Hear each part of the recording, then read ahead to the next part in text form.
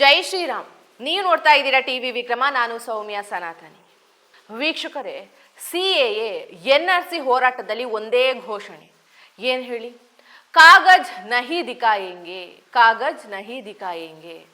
ನಮ್ಮ ಬಳಿ ದಾಖಲೆಗಳೇ ಇಲ್ಲ. ನಿನ್ನೆಯಿಂದ ಕರ್ನಾಟಕದಲ್ಲಿ SIR ಶುರುವಾಗಿದೆ. ಯಾರಾದ್ರೂ ಒಬ್ರು ಹೇಳಿದ್ರ ಕಾಗಜ್ ನಹಿ ದಿಖಾಯೆಂಗೆ ಅಂತ?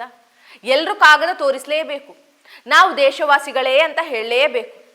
ಯಾರೋ ಪ್ರತಿಭಟನೆ ಮಾಡಿದ್ರು ಅಂತ ಹೆದರ್ಕೊಂಡು ದೇಶ ನಡ್ಸಕ್ಕಾಗಲ್ಲ. ಕಾನೂನು ಸಂವಿಧಾನದ ಪ್ರಕಾರವೇ ದೇಶ ನಡೆಯುವುದು. ಈಗ ನಡೀತಾ ಇರುವಂತಹ SIR ಕೂಡ ಕಾನೂನು ಪ್ರಕಾರವೇ.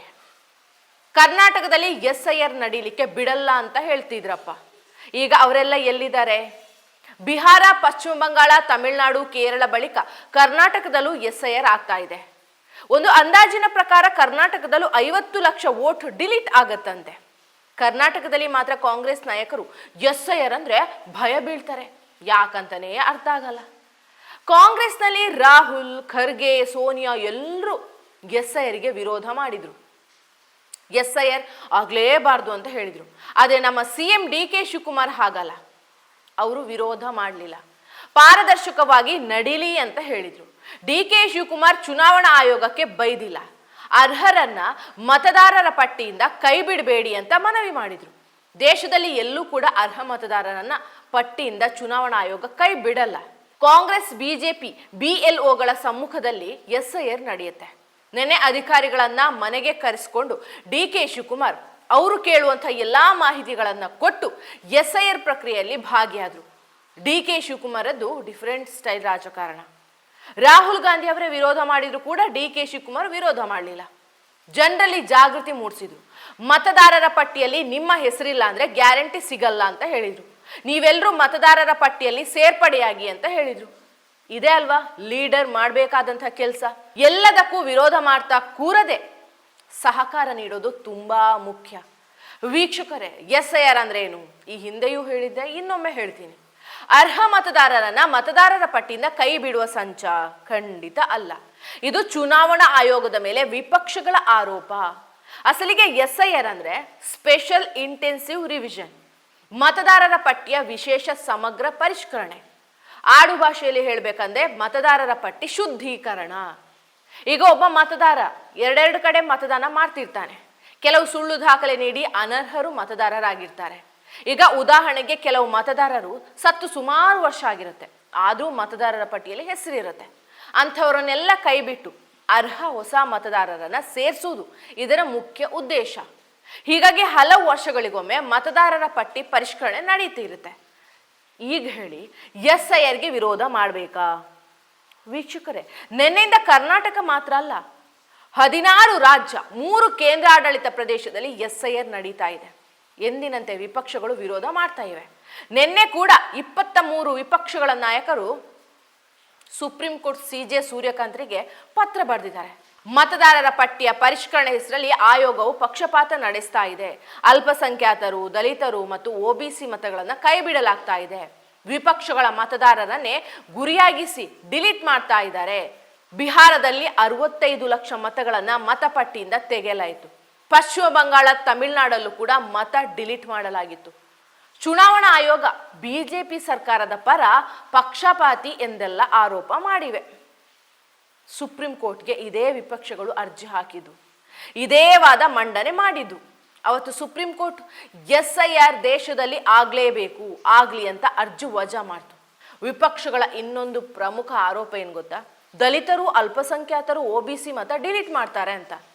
ಬಿಹಾರ, ಪಶ್ಚಿಮ ಬಂಗಾಳ, ಕೇರಳ, ತಮಿಳುನಾಡಿನಲ್ಲಿ ಒಬ್ಬರಾದ್ರೂ ಬಂದ್ರ ನಾನು ಅರ್ಹನಿದ್ದೀನಿ, ನನ್ನ ಮತ ಡಿಲೀಟ್ ಮಾಡಿದ್ದಾರೆ ಅಂತ. ಪಶ್ಚಿಮ ಬಂಗಾಳದಲ್ಲಿ 91 ಲಕ್ಷ, ಬಿಹಾರದಲ್ಲಿ 65 ಲಕ್ಷ, ತಮಿಳುನಾಡಲ್ಲಿ 74 ಲಕ್ಷ ಮತ ಡಿಲೀಟ್ ಆದವು. ಡಿಲೀಟ್ ಆಗಿದ್ದು ಯಾರ್ದು? ಅಕ್ರಮ ವಲಸಿಗರು, ಸತ್ತವರು, 2 ಕಡೆ ಮತದಾರ ಆಗಿದ್ದವ್ರದ್ದು. ಎಲ್ಲೂ ಅರ್ಹ ಮತದಾರರನ್ನ ಕೈ ಬಿಟ್ಟಿಲ್ಲ. ಕರ್ನಾಟಕದಲ್ಲೂ ಅರ್ಹ ಮತದಾರರನ್ನ ಕೈ ಬಿಡೋದೇ ಇಲ್ಲ. ವೀಕ್ಷಕರೇ, ಕರ್ನಾಟಕದಲ್ಲಿ ನಮ್ಮ ಮತ ಡಿಲೀಟ್ ಮಾಡಿ ಬಿಡ್ತಾರಾ ಅಂತೆಲ್ಲ ಭಯ ಪಡಬೇಡಿ. ನಿಮಗೆ ಒಂದು ಡೇಟ್ ಸಮೇತ ಮಾಹಿತಿ ಕೊಡ್ತೀನಿ ಕೇಳಿ. ನಿನ್ನೆಯಿಂದ ಅಂದ್ರೆ ಜೂನ್ 30ರಿಂದ ಜುಲೈ 29ರವರೆಗೆ ಚುನಾವಣಾ ಅಧಿಕಾರಿಗಳು ಮನೆ ಮನೆಗೆ ಭೇಟಿ ನೀಡಿ ಮಾಹಿತಿ ಸಂಗ್ರಹ ಮಾಡ್ತಾರೆ. ಆಗಸ್ಟ್ 5ಕ್ಕೆ ಮತದಾರರ ಕರಡು ಪಟ್ಟಿ ಪ್ರಕಟ ಆಗುತ್ತೆ. ಅದರಲ್ಲಿ ನಿಮ್ಮ ಹೆಸರು ಇದೆಯಾ ಇಲ್ವಾ ಅಂತ ಚೆಕ್ ಮಾಡ್ಕೊಳ್ಳಿ. ಒಂದು ವೇಳೆ ನಿಮ್ಮ ಹೆಸರು ಇಲ್ವಾ, ಗಾಬರಿ ಆಗಬೇಡಿ. ಆಗಸ್ಟ್ 5ರಿಂದ ಸೆಪ್ಟೆಂಬರ್ 4ರವರೆಗೆ ಹೆಸರು ಡಿಲೀಟ್ ಆದವರ ಆಕ್ಷೇಪಣೆ ಸಲ್ಲಿಸಲು ಅವಕಾಶ ಇರುತ್ತೆ. ನಾನು ಅರ್ಹ ಮತದಾರ, ನನ್ನ ಹೆಸರು ಯಾಕೆ ಡಿಲೀಟ್ ಮಾಡಿದ್ದೀರಿ ಅಂತ ಆಕ್ಷೇಪಣೆ ಸಲ್ಲಿಸಲಿಕ್ಕೆ ಅವಕಾಶ ಇದೆ. ನಿಮ್ಮಲ್ಲಿರುವಂತಹ ಸೂಕ್ತ ದಾಖಲೆ ಸಲ್ಲಿಸಿದ್ರೆ ಆಗ ನೀವು ಅರ್ಹ ಮತದಾರರಾಗ್ತೀರಿ. ಅಕ್ಟೋಬರ್ 7 ಮತದಾರರ ಅಂತಿಮ ಪಟ್ಟಿ ಪ್ರಕಟ ಆಗುತ್ತೆ. ಅದೇ ಮತದಾರರ ಪಟ್ಟಿಯೇ 2028ರ ಚುನಾವಣೆಗೆ ಬಳಕೆ ಆಗುತ್ತೆ. ರಾಹುಲ್ ಗಾಂಧಿ SIRಗೆ ಕಡು ವಿರೋಧ ಇದೆ. ಮೊನ್ನೆ ಪಂಚರಾಜ್ಯಗಳ ಚುನಾವಣೆ ನಡೆಯಿತು. ಬಂಗಾಳದಲ್ಲಿ, ಅಸ್ಸಾಂನಲ್ಲಿ, ಪುದುಚೇರಿಯಲ್ಲಿ SIRನಿಂದ ಕಾಂಗ್ರೆಸ್ಗೆ ಸೋಲಾಯ್ತಂತೆ. ಯಾಕೆ ಹೇಳಿ? ಆ 3 ರಾಜ್ಯದಲ್ಲೂ BJP ಸರ್ಕಾರ ರಚನೆ ಆಯಿತು. ಈ 3 ರಾಜ್ಯದಲ್ಲಿ BJP ಗೆಲುವು ವಿರೋಧಿಸಿ ರಾಹುಲ್ ಟ್ವೀಟ್ ಮಾಡಿದ್ರು. ಆದರೆ ಇದೇ ರಾಜ್ಯಗಳ ಜೊತೆ ತಮಿಳುನಾಡಿನಲ್ಲಿ SIR ನಡೆದಿದೆ, ಕೇರಳದಲ್ಲೂ SIR ನಡೆದಿದೆ. ಆದರೆ ಈ 2 ರಾಜ್ಯಗಳಲ್ಲಿ ಮಾತ್ರ ಪಾರದರ್ಶಕ ಚುನಾವಣೆ ನಡೆದಿದೆ ಅಂತಾರೆ ರಾಹುಲ್ ಗಾಂಧಿ. ಯಾಕೆ? ತಮಿಳುನಾಡಿನಲ್ಲಿ ವಿಜಯ್ ಸರ್ಕಾರ ಬಂತು, ಕೇರಳದಲ್ಲಿ ಕಾಂಗ್ರೆಸ್ ಸರ್ಕಾರ ಬಂತು. ನಿಮ್ಮ ಸರ್ಕಾರ ರಚನೆ ಆದರೆ ಒಳ್ಳೆಯ ಚುನಾವಣೆ, ಪಾರದರ್ಶಕ ಚುನಾವಣೆ. BJP ಗೆದ್ರೆ ಮಾತ್ರ ಅಕ್ರಮ ಅಂದರೆ ಹೇಗೆ ರಾಹುಲ್ ಗಾಂಧಿ ಅವರೇ? ಇದು ತಪ್ಪು. ಸಾಮಾನ್ಯ ಜನರಿಗೂ ಇದು ರಾಜಕೀಯ ಅಂತ ಅರ್ಥ ಆಗತ್ತೆ. ಕೇರಳದಲ್ಲಿ ಕಾಂಗ್ರೆಸ್ ಸರ್ಕಾರವೇ ರಚನೆಯಾಗಿದೆ. ಅಲ್ಲೂ 9 ಲಕ್ಷ ಅನರ್ಹ ಮತದಾರರನ್ನ ಪಟ್ಟಿಯಿಂದ ಕೈ ಬಿಡಲಾಗಿತ್ತು. ಇದನ್ನ ರಾಹುಲ್ ಗಾಂಧಿ ಅವರಿಗೆ ಕೇಳಿದ್ರೆ ಉತ್ತರ ಏನು ಹೇಳಿ? ಕೇರಳದಲ್ಲಿ ನಮ್ಮ ಕಾಂಗ್ರೆಸ್ ನಾಯಕರು SIR ಪಾರದರ್ಶಕವಾಗಿ ಆಗುವಂತೆ ನೋಡ್ಕೊಂಡಿದ್ದಾರೆ, ಹಾಗಿದ್ರೆ ಕರ್ನಾಟಕದಲ್ಲೂ ನೋಡ್ಕೊಳ್ಳಿ ಬಿಡಿ. ಯಾಕೆ SIRಗೆ ವಿರೋಧ ಮಾಡ್ತೀರಾ? ಕರ್ನಾಟಕದಲ್ಲಿ SIRಗೆ ನಿಮ್ಮ CM DK ಶಿವಕುಮಾರ್ ಅವರೇ ವಿರೋಧ ಮಾಡ್ತಾ ಇಲ್ಲ. ರಾಹುಲ್ ಗಾಂಧಿ ಮಾತು ಯಾರು ಕೇಳ್ತಾರಲ್ವಾ? ರಾಹುಲ್ ಗಾಂಧಿ ಅವರೇ, ನೀವು ಬಂಗಾಳದಲ್ಲಿ ಸೋತಿದ್ದೇಕೆ ಹೇಳಿ? ಅಲ್ಲಿ ಪಾರ್ಟಿಗೆ ಅಸ್ತಿತ್ವವೇ ಇಲ್ಲ. ಅಸ್ಸಾಂನಲ್ಲೂ ನಿಮಗೆ ಸೋಲ್ತೀವಿ ಅಂತ ಮೊದಲೇ ಗೊತ್ತಿತ್ತು. ತಮಿಳುನಾಡಿನಲ್ಲಿ DMK ಕಾಂಗ್ರೆಸ್ ಮೈತ್ರಿಕೂಟದ ವಿರುದ್ಧ ಆಡಳಿತ ವಿರೋಧ ಅಲೆ ಇತ್ತು. ಹೀಗಾಗಿ ಅಲ್ಲಿ ಹೊಸ ಮುಖ ವಿಜಯ್ ಗೆದ್ರು. ಅದೇ ರಾಹುಲ್ ಗಾಂಧಿ ಏನಂತಾರೆ? SIRನಿಂದ ಸೋತೆವು ಅಂತ ಹೇಳ್ತಾರೆ. ಇದು ತಪ್ಪಲ್ವಾ? ರಾಜಕೀಯ ಮಾಡಬೇಕು, ದೇಶದ ವಿಚಾರದಲ್ಲಿ ಮಾಡಬಾರ್ದು. ವೀಕ್ಷಕರೇ, ಪಶ್ಚಿಮ ಬಂಗಾಳದಲ್ಲಿ 91 ಲಕ್ಷ ಮತ ಡಿಲೀಟ್ ಆದವು. ಅದರಲ್ಲಿ ಕನಿಷ್ಠ ಅಂದ್ರೂ 50 ಲಕ್ಷ ಜನ ಬಾಂಗ್ಲಾ ವಲಸಿಗರಂತೆ. ಯಾಕೆ ಬಾಂಗ್ಲಾ ವಲಸಿಗರು ವೋಟ್ ಡಿಲೀಟ್ ಆಗಬಾರ್ದಾ? ಅಕ್ರಮ ವಲಸಿಗರು ನಮ್ಮ ದೇಶದಲ್ಲಿ ಬಂದು ಮತ ಹಾಕಬೇಕಾ? ನೀವೇ ನೋಡಿದಿರಿ ಕೋಲ್ಕತ್ತಾದಲ್ಲಿ ಮುಸ್ಲಿಂ ಕಾಲೋನಿಗಳು ಹೇಗೆ ಖಾಲಿ ಆದವು ಅಂತ. ಅವರೆಲ್ಲರೂ ಎಲ್ಲಿಗೆ ಹೋದ್ರು? ಅವರೆಲ್ಲರೂ ಅಕ್ರಮ ಬಾಂಗ್ಲಾ ವಲಸಿಗರು. ಹೀಗೆ SIRಗೆ ಭಯಪಟ್ಟು ಓಡಿ ಹೋದವರು. ನಮ್ಮ ಕರ್ನಾಟಕದಲ್ಲೂ ಒಂದು ಅಂದಾಜಿನ ಪ್ರಕಾರ 20 ಲಕ್ಷಕ್ಕೂ ಅಧಿಕ ಬಾಂಗ್ಲಾ ವಲಸಿಗರಿದ್ದಾರಂತೆ. ಇದು ಸುಳ್ಳು ಮಾಹಿತಿ ಅಲ್ಲ.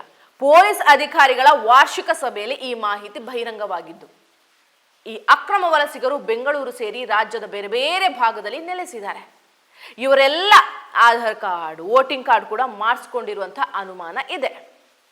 ಇವರೆಲ್ಲ ಹಲವು ಬಾರಿ ಮತದಾನ ಮಾಡಿದ್ರೂ ಆಶ್ಚರ್ಯ ಇಲ್ಲ. ಅಸ್ಸಾಂನವರು ಅಂತ ಹೇಳಿಕೊಂಡು ರಾಜ್ಯದ ಹಲವು ಭಾಗದಲ್ಲಿ ವಾಸ ಇದ್ದಾರೆ. ಅಕ್ರಮ ವಲಸಿಗರು ಕರ್ನಾಟಕದಲ್ಲಿ ಯಾರು ಆಡಳಿತ ನಡೆಸಬೇಕು ಅಂತ ವೋಟ್ ಹಾಕ್ಬೇಕಾ ಹೇಳಿ? ನಮ್ಮ ರಾಜ್ಯದ ಪ್ರತಿನಿಧಿ ಆಗ್ಬೇಕಂತ ಬಾಂಗ್ಲಾದೇಶದವರು ಬಂದು ನಿರ್ಧಾರ ಮಾಡಬೇಕಾ? ವೀಕ್ಷಕರೇ, ನಮ್ಮ ಹೋಮ್ ಮಿನಿಸ್ಟರ್ ಪ್ರಿಯಾಂಕ್ ಖರ್ಗೆ ಮಾತ್ರ ನಾವು SIRಗೆ ವಿರೋಧ ಮಾಡಲ್ಲ ಅಂತ ಹೇಳ್ತಾರೆ, ಆದರೂ ವಿರೋಧ ಮಾಡ್ತಾರೆ. ಚುನಾವಣಾ ಆಯೋಗಕ್ಕೆ 12 ಪ್ರಶ್ನೆ ಕೇಳಿದಾರಂತೆ, ಅವರು ಉತ್ತರ ಕೊಟ್ಟಿಲ್ವಂತೆ. ಪ್ರಿಯಾಂಕ್ ಖರ್ಗೆ ಅವರೇ, ಚುನಾವಣಾ ಆಯೋಗ ಉತ್ತರ ಕೊಟ್ಟಿಲ್ವಾ? ಕೋರ್ಟ್ಗೆ ಹೋಗಿ ಅಲ್ವಾ? ಯಾಕೆ ದಿನಾ SIRಗೆ ವಿರೋಧ ಮಾಡ್ತೀರಾ? ಎಲ್ಲಾ ಕಡೆ ಅಕ್ರಮ ವಲಸಿಗರು ಬಂದು ನೆಲೆಯೂರ್ತಾ ಇದ್ದಾರೆ, ಅದನ್ನ ನೋಡಿ. ಅದನ್ನು ಬಿಟ್ಟು SIRಗೆ ವಿರೋಧ ಮಾಡ್ತಾ ರಾಜಕೀಯ ಮಾಡಬೇಡಿ. ಜೈ ಶ್ರೀರಾಮ್. ಟಿವಿ ವಿಕ್ರಮ, ದೇಶ ನಿಮ್ಮ ಕೈಯಲ್ಲಿ. ಈ ಕಾರ್ಯಕ್ರಮ ನಿಮಗೆ ಇಷ್ಟ ಆಗಿದ್ದಲ್ಲಿ ಲೈಕ್, ಶೇರ್ ಹಾಗೂ ಕಮೆಂಟ್ ಮಾಡಿ. ಟಿವಿ ವಿಕ್ರಮದ ಕಾರ್ಯಕ್ರಮಗಳನ್ನು ನಿರಂತರವಾಗಿ ವೀಕ್ಷಿಸಲು ಸಬ್ಸ್ಕ್ರೈಬ್ ಮಾಡಿ, ಬೆಲ್ ಐಕನ್ ಒತ್ತಿ.